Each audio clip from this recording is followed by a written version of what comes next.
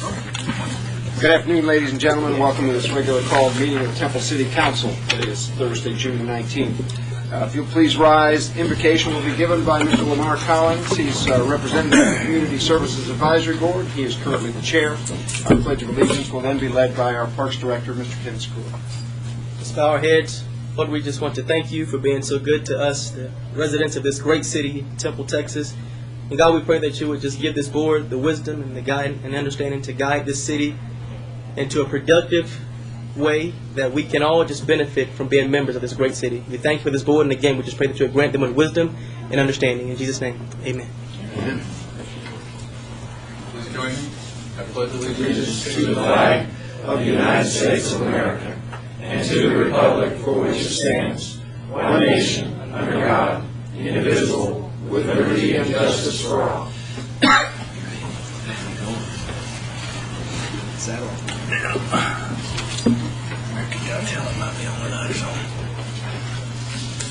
Again, welcome, ladies and gentlemen. Our next agenda item is an opportunity for public comment. Citizens who desire to address the council on any matter may sign up to do so prior to the meeting. Public comments will be received during this portion of the meeting, and the comments are limited to 3 minutes. No discussion or final action is taken by the council. We've not had anyone sign up to speak this evening, so we'll move on to item number 3 concerning elections. Item number 3 is to consider adopting a resolution canvassing the returns of the June 14, 2008 runoff election in City Council District 2 and declaring the results thereof. Mr. Blackman.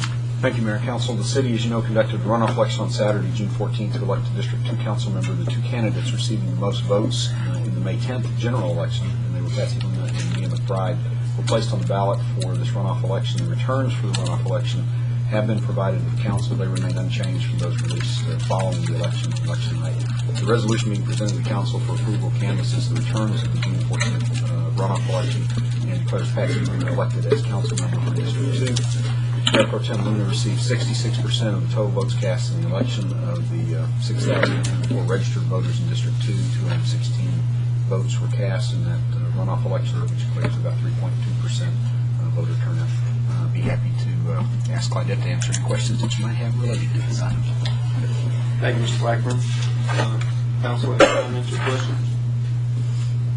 I'd like to just take this opportunity to express to Secretary Claudette and her assistant, Lacey Borgeson, and commend them for running great elections during the spring. We appreciate all your hard work. I know what a big job it is. I get to see you do that, and you coordinate a lot of election officers and a great staff of folks that work the polls for you, and we appreciate the work that you do. Thank you very much.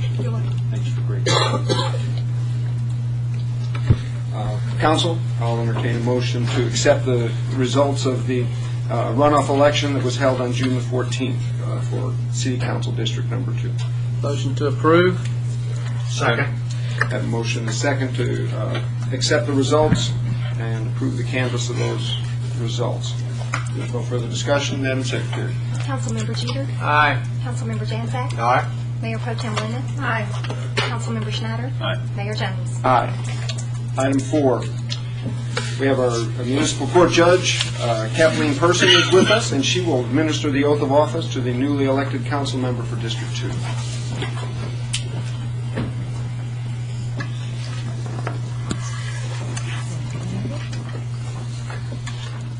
If you would please raise your right hand. I, Patsy E. Luna, I, Patsy E. Luna, do solemnly swear or affirm I do solemnly swear or affirm that I will faithfully execute the duties that I will faithfully execute the duties of the office of Council Member District 2 of the office of Council Member District 2 of the City of Temple of the City of Temple and of the State of and of Texas, the State of Texas, and will do the best of my ability and will to the best of my ability preserve, protect, and defend preserve, protect, and defend the Constitution the Constitution and the laws of the State of and the Texas laws of the State of Texas and of this state, and of the state. so help me God. So help me God. Congratulations.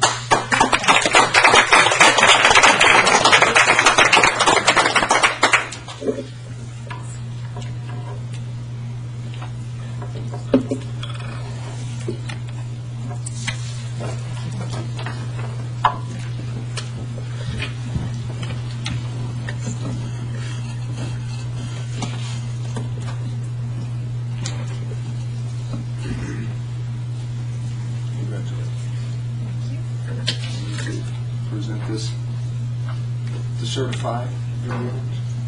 Thank you very much. Very well. Thank you. Congratulations. Item number 5. Consider adopting a resolution electing a mayor pro tem for the city of Temple. Each election year, we have the opportunity to elect a mayor pro tem from amongst our members. Is there a motion for the election of mayor pro tem for the city of Temple?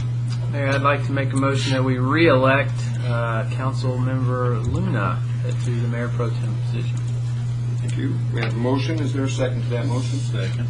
We have a second to the motion to re-elect Patsy Luna as Mayor Pro Tem for the City of Temple. Is there further discussion? There being none, Madam Secretary. Councilmember Jeter? Aye. Councilmember Janzak? Aye. Mayor Pro Tem Luna? Aye. Councilmember Schneider? Aye. Mayor Jones? Aye. Great. Congratulations. Thank you. Item 6 is a public hearing. Conduct a final public hearing and consider adopting a resolution approving the 2008-2009 Action Plan and Community Development Block Grant CDBG budget. Ms. Bernard, do you want to kick that off, or you just want to call on I'm Mr. just Taylor? calling Mr. Taylor with Traylor and Associates. He has a short presentation, kind of going through the changes and comments we've heard in the 30-day comment period. Great. Mr. Taylor? Mr. Taylor, welcome. Thank you, Mayor. Taylor with Traylor. My name is Mark Taylor. I'm with Gary Traylor and Associates, and I appreciate y'all having me this evening. Mr. Traylor sends his regards, wishes he could be here. He's currently in New York City on a mission trip with his church, unable to make it. I do have a short PowerPoint presentation I'd like to present to you, then answer any questions you may have at that point in time. The presentation is in reference to the 2008 Action Plan. This particular action plan covers a time period of October the 1st of this year through September the 30th of 2009. This is the 4th year of the 5-year consolidated plan. Now, what the consolidated plan is basically a 5-year plan that's presented to HUD that says this is the roadmap, this is the type activities that the city wants to spend the Community Development Block Grant funds on for the next 5 years. The annual action plan says these are the specific activities that we want to spend this money on for the next 5 years. So what was the 5-year plan that was presented to HUD? Primarily, it's the use of CDBG funds for public improvements, including drainage, streets, parks, and recreation. Also to continue with funding public service agencies. As far as housing activities, the 5-year plan said that we were going to focus primarily on Texas Department of Housing and Community Affairs and funds through the HOME program to fund any housing activities. With that being said, Texas Department of Housing and Community Affairs is taking applications every 2 years. As of yesterday, they have a projected date of September to start accepting applications. So we will be getting back with you with more information on that if the city does want to apply for the HOME program. The action plan for 2008, as far as money-wise, we're looking at the allocation from HUD, program income, prior year's reallocation, for a total dollar amount of $563,531. Just to kind of give you a very brief timeline of what's taken place and what will be taking place in this program. February through April, we conducted citizens meetings in 4 locations here within the city. We visited with the citizens, told them about the program, invited input from them at that point in time. In May, we came to the council with the preliminary budget. Then we began our 30-day public review, our comment period. That comment period carried through this month and through this evening's council meeting. And hopefully this evening we'll have final adoption by the council on the action plan. The plan will be submitted to HUD, and then it will be implemented the 1st of October. As far as comments that have been received within the last 30 days, primary comment, or the main comment, was regarding improvements in the Avenue H and Avenue G area. We looked at those comments. We looked at the activities that they were proposing. We looked at our 5-year action plan and said, what can we marry here? What can we fit that will satisfy both of these needs? Took a look at Jones Park, which is on West Avenue H. Looked at the possibility of adding 20 parking spaces to that area, along with shade shelters. And in order to fund this, we looked at moving $60,430 that currently had been projected for infrastructure project to the parks project.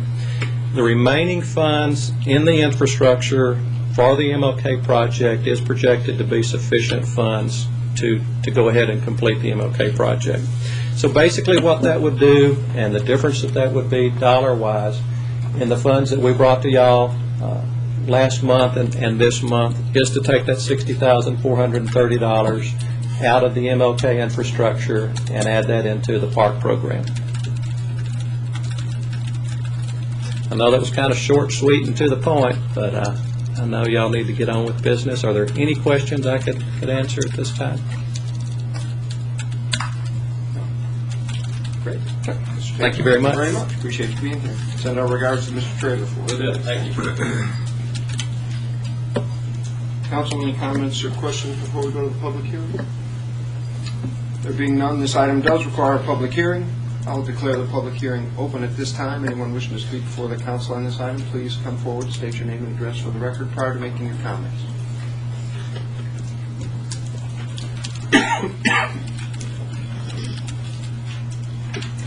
Welcome, Dr. Hamby. My name's Dr. Sue Hamby, and I want to speak in support of using the community block grants for Phase 2 and Phase 3 of MLK improvements, the lighting, signage, and sidewalks, also improvements to Jones Park, the covered picnic tables, and the additional parking. And also I want to speak in support, too, of Avenue G and H with the camera and lighting. I think the police has done an outstanding job there on cleaning up Avenue H, but I feel like that if we have lighting and camera, that will help with the crime and hopefully decrease the crime, not increase it.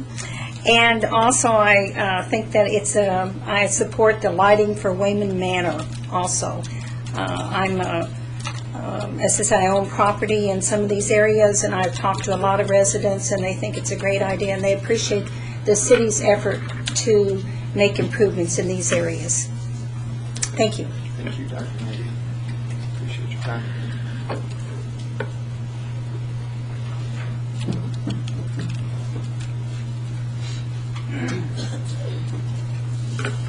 Good evening. I'm Beverly Hamby, and I'm here to speak in support of the improvements for Phase 2 and Phase 3 of MLK, the lighting and the signage, and also for the improvements in the picnic area and park to help the families gather there and have family time. And also I think it's a great idea to have cameras and lighting on some of our streets that are not well lit to hopefully decrease the crime there and make it a more viable place for people to live. Thank you.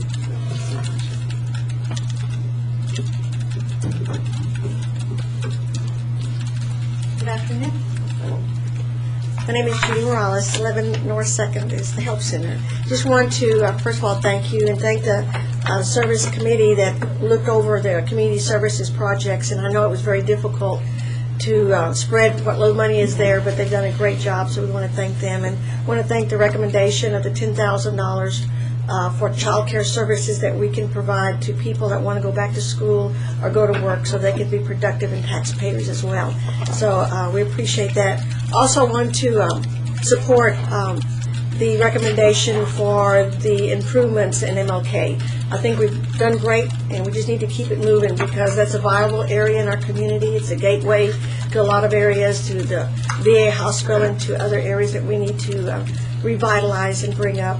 Also on Avenue G and Avenue H, that's the heart of Temple, and we need to bring it back to where we can all feel safe. And I think this is a good start, working with the COPS unit, which they've done a great effort in trying to divert crime in that area. But we need improvements, we need revitalization, we need redevelopment, and this would be a good start beginning to bring interest into the community as far as businesses, and also make a lot of the homeowners in that area feel safer. And so the park is a local place where families can gather. With gasoline being so high, it just brings everybody together in a neighborhood. So we want to thank the city manager and the staff there for working with us on trying to look at some of these special needs. So we support those efforts. Thank you. Great. Thanks, Mr. Rouse.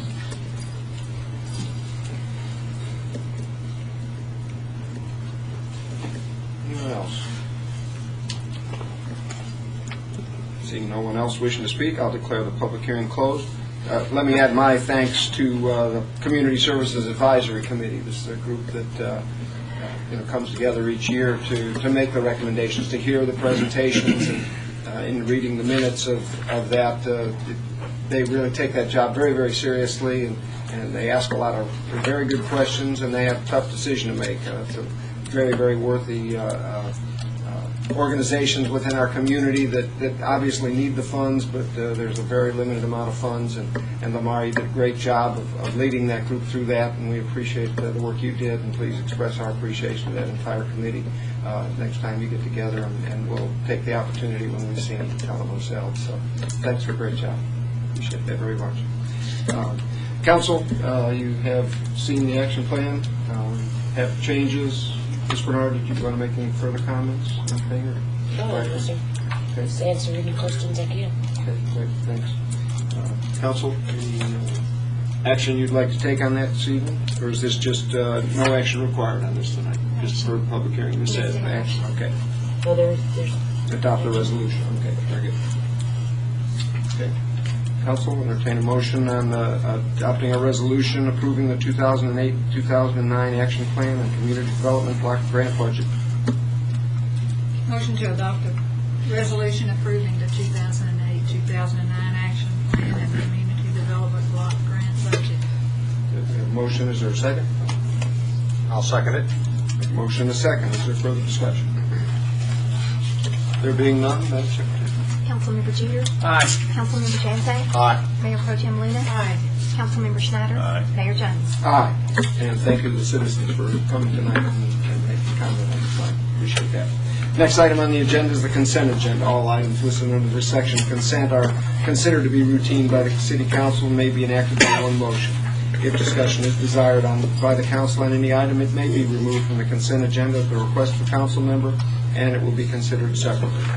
Council, we have consent agenda this evening, items A through L, and we have a request to remove E for separate presentation and consideration. Other items you wish to have removed from consent.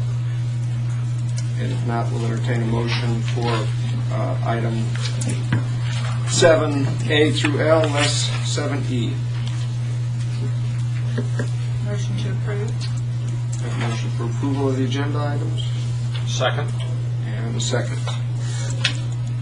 If there's no further discussion, Madam Secretary. Councilmember Jeter. Aye. Councilmember Jansen. Aye. Mayor Pro Tem Luna. Aye. Councilmember Schneider. Aye. Mayor Jones. Aye. Item 7E is to consider adopting a resolution authorizing the following. One, construction contract with JHL Construction of Gatesville in the amount of $212,000 for trail renovations in Miller Park, Community Park. 2, a deductive change order from this contract in the amount of $57,000. And 3, declaring an official intent to reimburse this net expenditure in the amount of $155,000 made prior to the issuance of tax-exempt obligations for this project. Mr. Sikora. Thank you, Mayor, members of council. This is a project to improve the hike and bike trail system, or hike trail system, so really bike system, in Miller Park Community Park.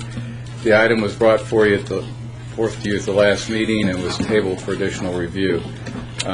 During that review, we've determined that we can save an additional $9,750 by using standard concrete for the 2,600 linear feet of trail on the north side of the creek at Miller Park instead of using pervious concrete in this location. While concrete is held up well at the park, the crushed granite, since it was built in the 90s, the crushed granite has not. You get a lot of flooding over there, and it's not held up well, and we had a lot of complaints from the neighbors, and it needs to be replaced. This contract will, in fact, eliminate the crushed granite and replace it with concrete, which will match the concrete which is on the south side of the park, south side of the creek that goes through the park. The contract also provides for the installation of 10 fitness stations along the trail. On April 29th, the city received one bid from JHL Construction for this project in the amount of $212,000. After the bid was received, it was discovered there was an error in the construction plans on the bid plans on the north side of the trail, and the creek is actually 2,600 feet in length and not 4,000. Therefore, deductive change order in the amount of $57,000 will be needed to execute and correct the error in the contract, and it makes the total amount of the contract $155,000. We have a diagram, a map. Alan, can you put that up? If you can see it, it's just like a kid. First of all, Alan, why don't you pull it down just a little bit first? You have to help me out here. The part of the trail, well, the yellow part here is part of the trail that was not built, and we did not intend to be in the bid, and the other part is this part that goes right up through here. So, in fact, what you see is that part of the trail will be built, and there's some crushed granite on this side that will be replaced. So the entire upper part, and correct, other than the yellow line, that brown line, the entire upper part is going to be? Will be part of the trail to be replaced, that's correct. And there are parts on the south side. It doesn't distinguish between the crushed granite. There's 1,776 feet on the south side, also crushed granite that will be replaced to match the concrete that is on that side. So half of what's going to be, well, more, 1,700 feet? So is on this side of the park. Of the the south side, the south side is a mixture right now of concrete and granite. There's 1,776 feet of granite on this side of the park that will be taken out and made into concrete to match the concrete there, in addition to this part of the trail here on the north side. And the total amount is 2,600 feet total? No, the total amount that is what's the total amount? 4376. 4376, of which 1,776 feet are on the south side, and the other is on there. Okay.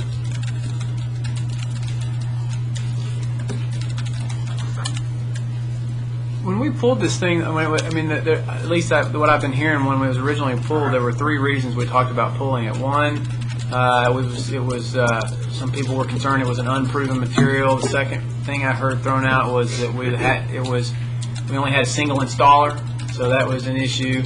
And the third thing that I'd heard is the thought was it was significantly higher than concrete, and I heard this 50 grand plus or minus number thrown out.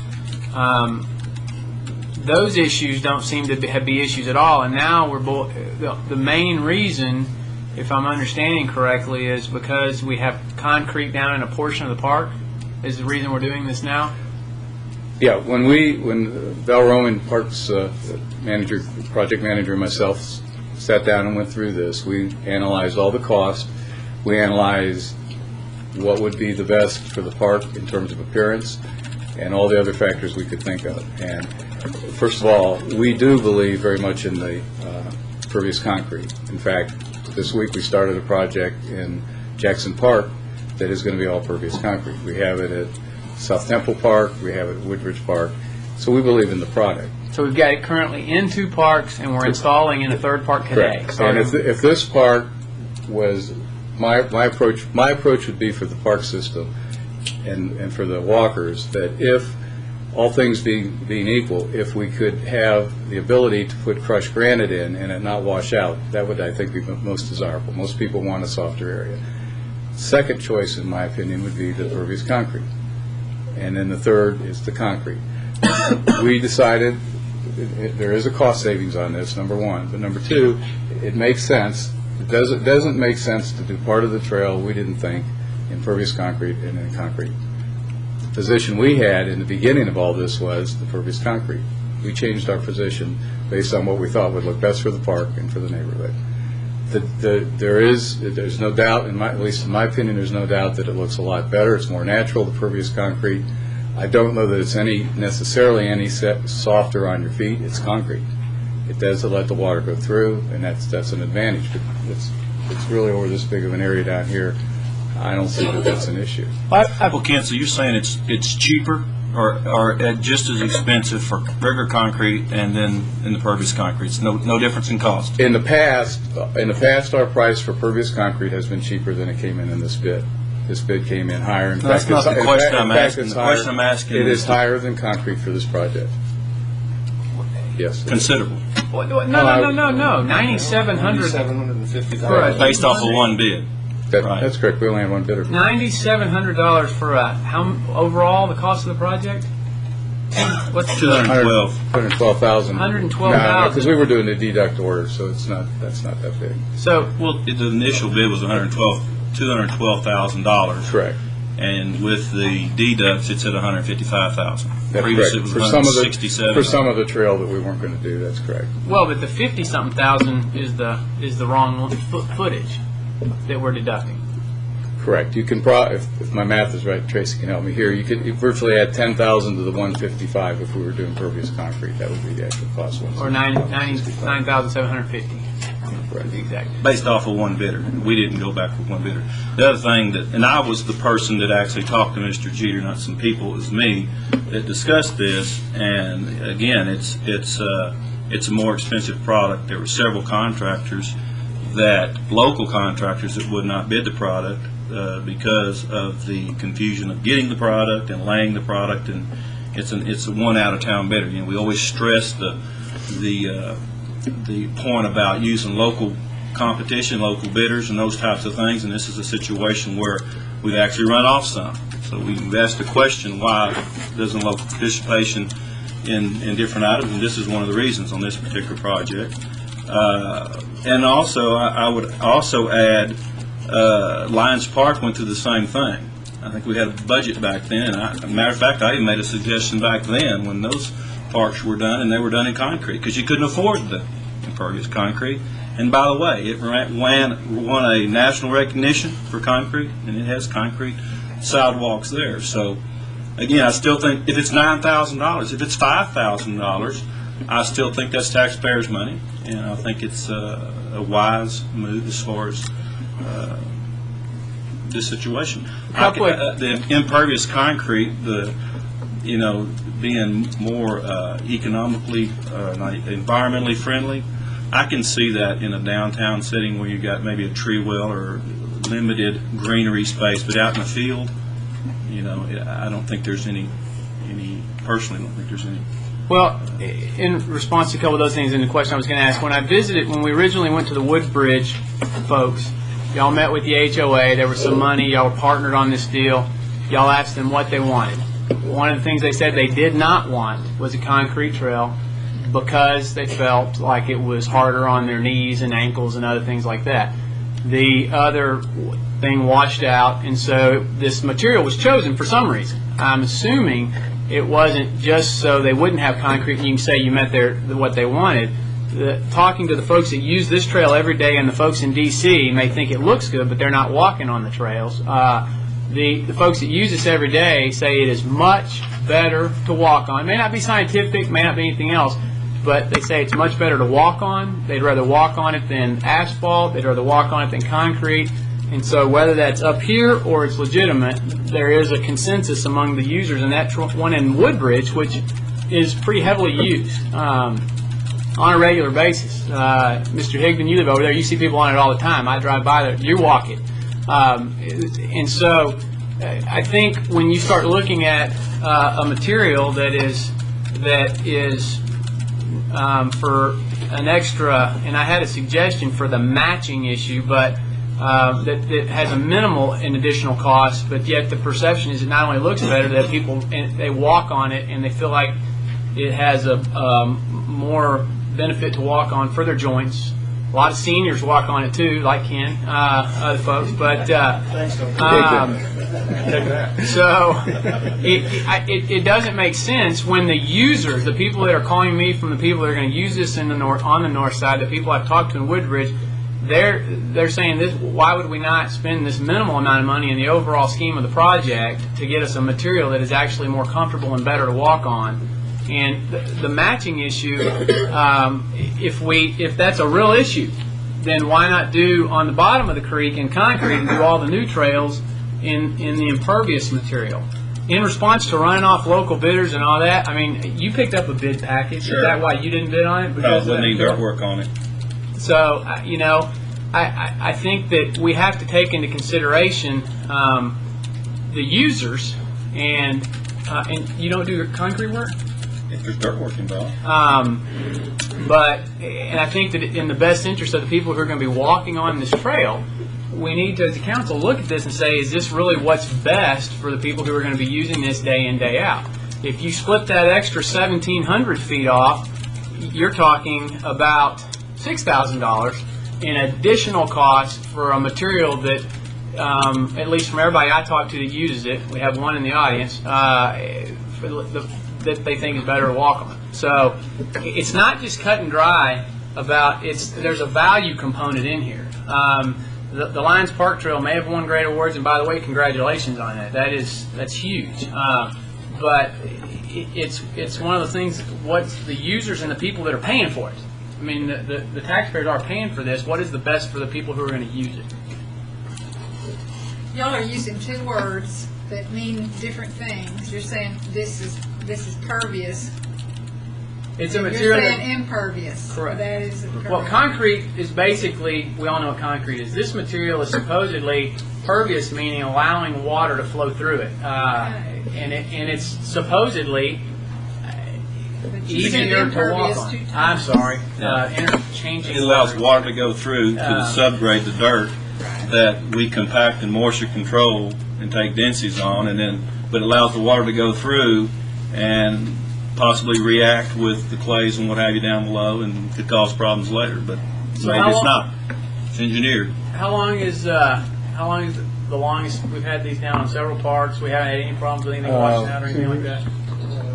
Just over a year. About a year and a half. South Temple Park.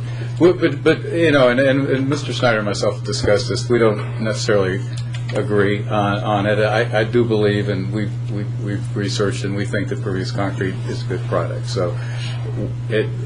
Showing up in city. Quite honestly, to me, whatever council decides is fine. We made a recommendation on what we thought is best. Val and myself had also discussed what you had thrown out is.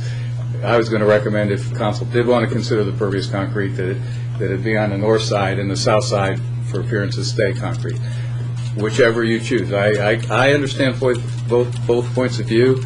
I am a believer of pervious concrete, but I also thought for appearances wise to make the park look best at this point. If you split it, you would at least afford the people the ability, if there is a difference in the quality of the walk or run or whatever, they could actually stay on that side of the creek. Yeah. If there is no difference, they can walk the whole side. But at least we have something that we're putting in other parks in the town, throughout the community, that they're putting in all over the place, and it affords that ability for, if there is a difference, that they can do that. We're getting a competitive price. The price is a little bit higher. So I'm talking about we have a competitive price. I mean, compared to any other prices you've seen. We've got one bidder. Here's a concern. We've got one bidder. What was the price of Woodbridge? I'm not sorry, Woodbridge at Jackson. The price of Jackson was $5.25 a square foot. The price at Miller is $5.62.5. So it's less than 40 cents, 37 cents higher. Different contractors. Same contract. Excuse me, say that again. $5.25 for regular. No. It was $5.25 for the pervious concrete that we're having installed at Jackson Park. Okay. And at Miller Park, the price was $5.62.5 per square foot. Are there any other installers of this stuff that you get? Well, at South Temple Park, we had 7 bidders for the Jackson Park project. and we had 9 at South Temple. You said We had 2 or 3.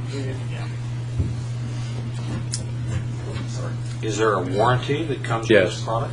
1 year warranty. 1 year warranty is the same as we would have on the concrete. But it's based on the contractor, not on the material itself. It's based on the material. It is based. It's from the manufacturer. Okay. We had, let me dig through here. At South Temple Community Park, we had 3 bidders, and then the price per square foot was $5. At Woodbridge Park, same thing. 3 bidders, price was $5. All bidding. All bidding with this material. Yes, the pervious concrete. So 3. So okay. So we don't just have this one. And 7 bidders for the 7 park. bidders for Jackson, and then the 1 bidder for Milton. Why didn't you? Well, it was on Do you demand. have an idea of why you wouldn't have had numerous bidders for this one? No, I mean, This Posted was, the same this was way? a big project, Yes. wasn't it? Yes, Yes. Bigger than the other. it was, yes. I mean, If you it's would not, make a larger volume, it would be a little lower price. What typically have you experienced with standard garden variety impervious concrete? It's been right around the $5 per square foot. and in terms of What's how it the- holds up, it holds up. What's the time? Is there a timing difference between the bids that you said we got multiple bidders in this one? There wasn't much timing difference between the Jackson Park bid and the Miller. The South Temple and the Woodbridge Park bid were last year. But I don't think there was but about 3 months difference between the Jackson and the Miller bid. What if we rebid this one and then bid it with an option? And hopefully get additional bidders. I mean, the one thing I do agree with Mr. Schneider on relative to his comments is I'm concerned about the fact that there's only one bidder, and particularly in light of the fact that you've got multiple bidders on basically the exact same type of work at the same time for 2 other projects. Something's squirrely there, and if we can't explain it, maybe the best thing to do is reject bids and rebid this project, particularly since we've got the scope of the work has changed, and we want to look at a price differential, bid it with an option of the pervious, or bid it with the pervious as the initial and do an option on the concrete. Mayor, and that's, just if I could chime in for a moment, I would, if council's of a mind to move that direction, that's the direction that I would suggest also in terms of if it's going to be rebid, that there be at least an alternate or an option given to look at both pervious and non-impervious material so that we could compare the two and see what kind of price differential is there. And real quickly, I mean, I also want to say the efforts from the staff standpoint administratively in both the initial bid process and then in the reevaluation that we did since tabling it the last time were really, I think, twofold. One was some efforts to save some dollars, if we could, in terms of looking at the project and what was scoped out and what we got back in return in terms of the bid response, but also an effort to match the current surface that's in place out there. And certainly if the dollar savings are not significant or not deemed as significant, and there are other value items, as one council member has indicated, might be of a higher priority than the dollar savings, then that's certainly understandable. And certainly there may be some ways to divide the trail components and projects so that the matching issue is maybe not as significant either. But with those comments, again, as Ken has indicated, we can certainly move whatever direction council. I'd like to say on this particular project, I think it would be unfair to this particular contractor with all that's gone through and probably the stuff y'all put him through, repricing and all that kind of jazz. I would say we need to make a decision on what this project is. It half impervious and half pervious, or whatever that is. And I would just like to say on future projects of this type, you know, bid it with this concrete and bid it with this concrete, and let's evaluate the two. That way we know that there's competitive people bidding both things, and we can say it's 50,000, 10,000, or whatever that is, and then make that decision. You've got one person right now telling you that bid the job initially with pervious, and you ask him what is it going to cost for regular concrete. He's already basically got the job, so he's going to tell you a number. But I think if you go into a competitive situation, a bidding situation, you'll know that. And but I do think tonight, he also has agreed to come down $57,000, which is more than the 25%, and to do that, he had to agree to do that. So I think it concerns me.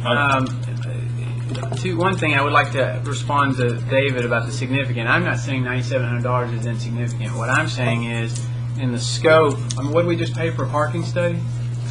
How much? $69,000. $69,000 for a parking study. What I'm saying is, in the scheme of things, $9,700 or $6,000 for a surface that's going to be used by a tremendous number of people for many years to come, and that provides a better experience, is an investment. So I don't want to say it's insignificant. The same thing, I'm very much concerned as well about the bids and all those things, but these bidders that bid before, were they from all over the state of Texas, or were they all in the same hometown that this one guy lived in? I mean, I would doubt there was collusion going on, or that all of them called each other and said, you don't bid it, I'm bidding this one. I wouldn't think, but I think it sends bad signals to people who bid. And what Councilman Snyder said, we put this guy all the way through the ringer doing all this, and then just because we only get one bidder, we're going to say, okay, we're going to rebid it again. I mean, how would this guy have known there was only one bidder that was going to bid? I mean, it is what it is, but I think we need to be, I've been told you can't just, I've been learned you can't just say no to a bid. It's a low bid without a reason. So what's our reason? We're changing the scope of the project. Is that what we're going to do? One bidder, and the fact that we've got is one bidder a reason? We only got one bid. We don't like the fact we only got one bid, so we're rebidding the whole thing. That's a legitimate reason, David? If there's evidence that they're on similar projects, I would think that we got multiple bidders, and the fact that there's such a disparity between virtually the exact same type of project, and I can't say I know the scope of Jackson Park or the other park, but if there's similarities between the projects and there's disparity between the pricing, then there's a reason for it. And you get suspicious when you see only one bidder on that project and it's significantly higher. Then I would think there is some justification to take a look at it. But I mean, he would have had no way of knowing who else was going to bid or not bid. Am I incorrect in that? Are they all kinfolk, brothers, something? Put a little dirt work in it. There you go. No, my suggestion would, let's settle with this guy on this contract, but in the future, if we could at least give an alternate for each type and give an option to see what we're actually spending on it. I don't have a problem with that. Say again? I don't have a problem with that. I agree. I think we need to make a decision whether we want half and half. But I just think I think we owe that to the taxpayers and try to get the best, the most competitive bid for what we're looking for. Well, the folks that I've talked to that live in the neighborhood, which is 6, just in case somebody, but they've actually gone over and walked on the Woodbridge and they like it. So for whatever that means, we're fine with the half and half if council is. So you can put it all in. It doesn't make any difference to me. I just think that needs to be looked at. Other questions or comments? Thank you very much. Council, your pleasure on item 7E. So what we're not going to read. I guess you just make a motion. Everybody votes. Whatever your pleasure is. And then I would make a motion that we look at matching the concrete on the bottom side of the creek, putting the new material on the top side of the creek, negotiating with our current contractor, with the one who bid the material for those savings, and moving forward with the project. Do you have a price per square foot on each of those products? Yes, I do.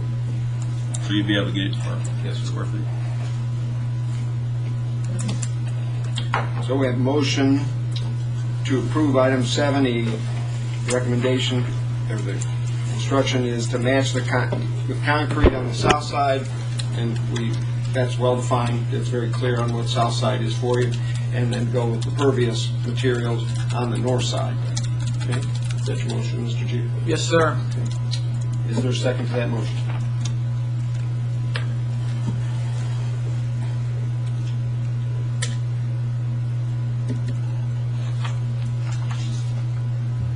If there's no second, then that motion dies for a lack of a second. Is there another motion anyone wishes to make on this item? I make a motion that we go exactly where the item suggests, as it's written in item E for approval. Okay. We have a motion to accept the proposal with the change orders as illustrated in your packet, which is basically do the entire project in concrete, impervious material. No. So what do we say? Okay. In impervious. So we're going with concrete. That's what the motion is. Yeah, the motion is like it's written on the recommendation there. Presented in the documentation. And that's pervious, right? That's the regular concrete. That's the stuff that's going to kill your knees. Mr. Jeter's motion included some pervious material. Half and half. This motion is totally concrete, which is impervious. And so, is there a second to that motion? I'll second it. Okay, we have a motion and a second to accept item 7E as presented. It's further discussion.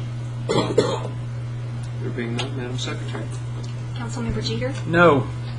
Councilmember Janzak? Aye. Mayor Pro Tem Luna? No. Councilmember Schneider? Aye. Mayor Jones? Aye.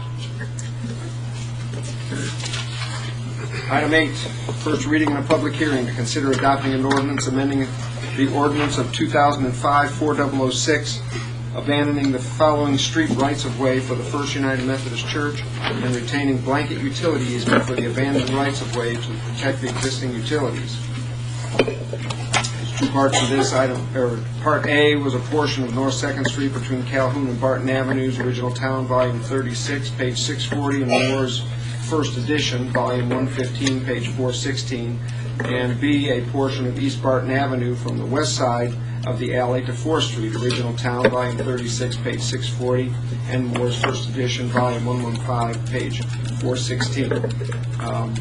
We have a request to table this item. There's evidently an error in the description, but we are posted for the public hearing and need to have the public hearing.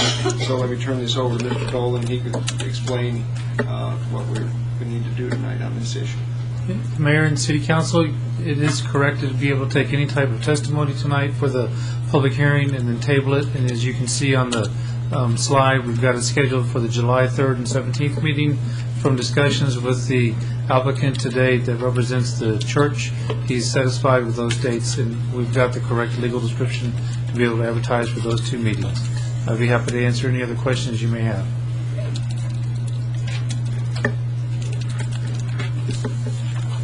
Need a motion to table or?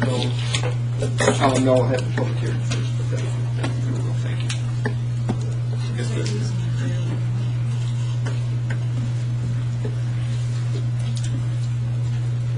A blank utility easement in that first section, yeah, I promise you. If there's no comments or questions from the council, this item requires a public hearing. I'll declare the public hearing open at this time. Anyone wishing to speak to the council on this item, please come forward and state your name and address for the record.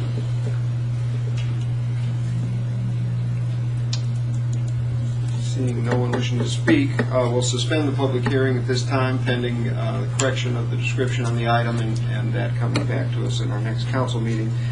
Is there a motion to table item 8A and B? So moved. Second.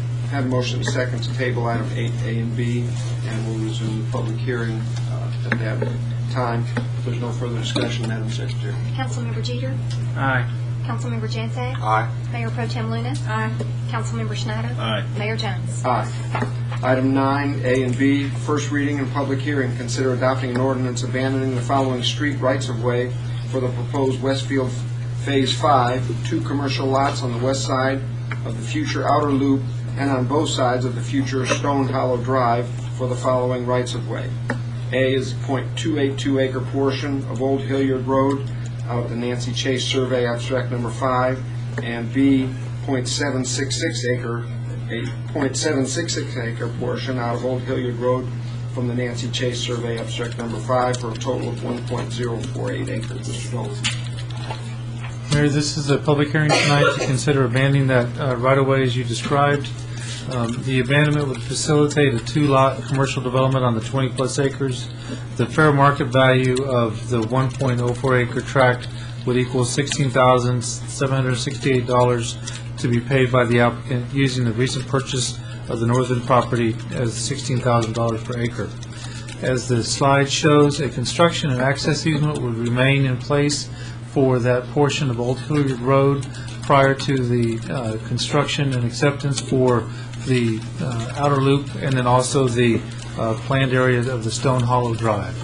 There is a portion too that would remain in place for a drainage easement that's shown in this area right in here, that's in the middle of the tract. And again, the construction easement for the little bit over 1 acre tract would remain in place, so motorists driving up and down prior to the construction of the outer loop would still be able to use it. I'd be glad to answer any questions that the council has and this would be your public hearing for your first reading tonight. Thank you, Mr. Dolan. Council, any questions on this particular item? There are no questions or comments from council. This item requires a public hearing. I'll declare the public hearing open at this time. Is anyone wishing to speak to the council on this item, please come forward and state your name and address for the record prior to making your comments.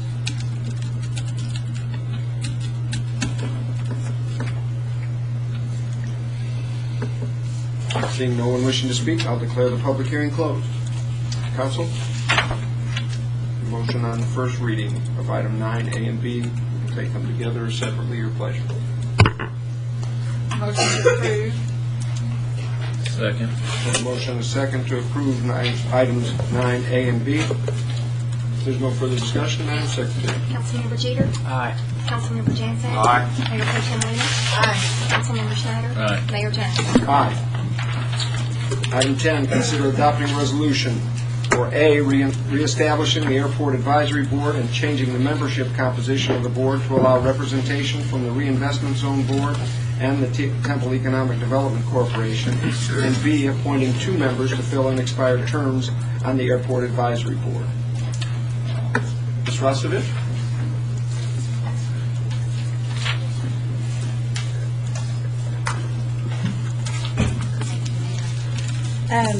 During the Airport Advisory Board meeting on April 14th, the board determined it would be in the best interest of the airport if the makeup of the board was changed to allow more representation from Temple Economic Development Corporation and the Reinvestment Zone. And so this resolution before you is just going to reestablish the airport board and to allow that to happen. Okay, thank you. Questions for Ms. Rostovich? Very good. Thank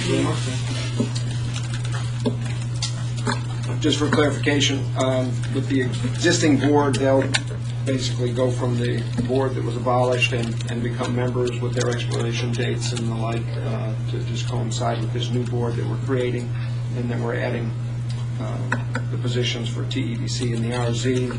And there's one member that's actually a member of the Reinvestment Zone Board and can serve in that role, and then the Temple Economic Development Corporation has recommended to appoint Mr. Gary Schmidt as their representative on the board, filling the former Belton rep position through September 1st of 2010. And so that's the only recommendation we have this evening. We don't have a recommendation to fill the remaining unexpired term through September 1st of 2008. If council's pleasure to move on item 10A to reestablish the board and item 10B to appoint Mr. Gary Schmidt as the TEDC representative on that board. Well, okay, question. Let me ask you a question. So you're saying Mr. Schmidt will be on the TEDC board through 2010? No. So what happens when he rotates off the TEDC board? He is actually not on the TEDC board at the present time. No, he... Correct. Is he on the board now? Okay, all right. And that would be there, isn't it? There's not a requirement in the ordinance that the individual who sits on this as a representative, that they actually have to be a member of that board. So it's not a member of each of the boards. Correct. It's a representative from each of the boards. So they may choose that individual, and then that individual would then serve throughout that term. Okay. I move that we, this item 5437, that we reestablish the Airport Advisory Board and that we appoint Gary Schmidt as a representative to that board. Motion, is there a second? Now, can I clarify his motion? So we're reestablishing the board, and we are, in that what we're reestablishing, we are giving, I guess, the privilege to the Reinvestment Zone to pick a person and the TEDC to pick a person to go in there? To recommend to us.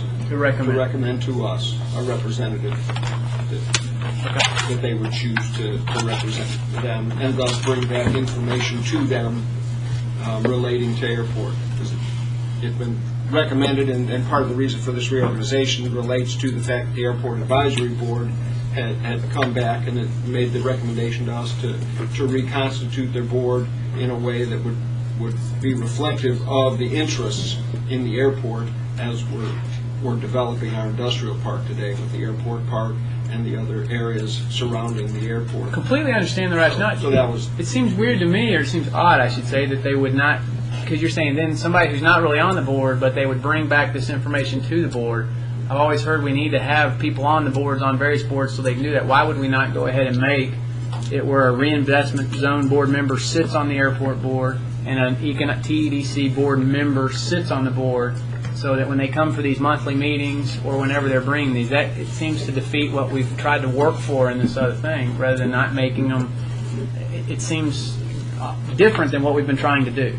It's consistent with what we've done in the past relative to the recommendations that are made to us from a board, such as the Chamber of Commerce might make an appointment of one of their board members or recommendation to us for a member to sit on the TEDC board, but then that individual rotates off the chamber board, yet that individual is still on the TEDC board. We have also recently said where a zone person sits on TEDC, TEDC people sit on the zone. I mean, we've gone and done that for the specific reason.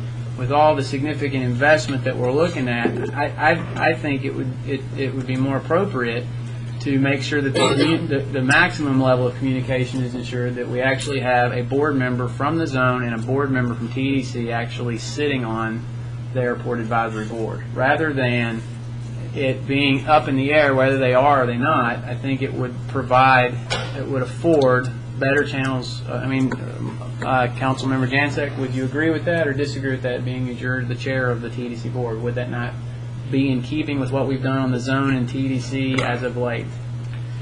I think I would say that the cross-pollination that we have done among the civic boards has been a proven success story. And most notably between Reinvestment Zone number 1 and the TEDC, the airport board certainly fits into that. As you know from the previous strategic plan, you urged that we get involved with the TEDC, get involved with the airport. This is part of that, of being involved with that. The unfortunate part with it, many of our board members are very busy people, and unfortunately, we're not able necessarily to make all the stops. In the case of this particular case, Gary Schmidt volunteered as a current board member of the Economic Development Corporation. The board unanimously concurred with that. Is it a perfect scenario? Well, no, it's not. But much of what we do is not a perfect scenario. Perry Cloud is the current chair of the Reinvestment Zone. He also is on the Airport Advisory Board. And he's also sits on the TEDC board. So he, in fact, is on 3 boards. He's a busy guy. We appreciate his contribution to the community. I think this falls into basically the same category, and I'm very comfortable with it as the chair of TEDC. And I'm not talking about individual. I'm talking precedent. We're trying to do things, set things into motions, take steps to put things. It just seems that it has the potential to be a better setup, but it's fine. We've been working with this. Your phrase cross-pollination. We've been trying to do that. It just makes sense that we would take that step and then if Gary Schmidt's on there, when he rotates off, we would then put, your TEDC board is 15 people. Yes. I would feel comfortable that there would be somebody that would be, especially in light of the exciting things going on at the airport. I mean, I see situations where you will need, there's getting ready to be in the near future a lot of things going on out there, and I think it just makes more sense to set the precedent, set it up where we have board members from each one that sit on there and they can work and liaison and get information back and forth. I understand your position. I would say that this is not an unprecedented event that is taking place, and at this juncture, I'm perfectly comfortable with Gary Schmidt fulfilling those duties.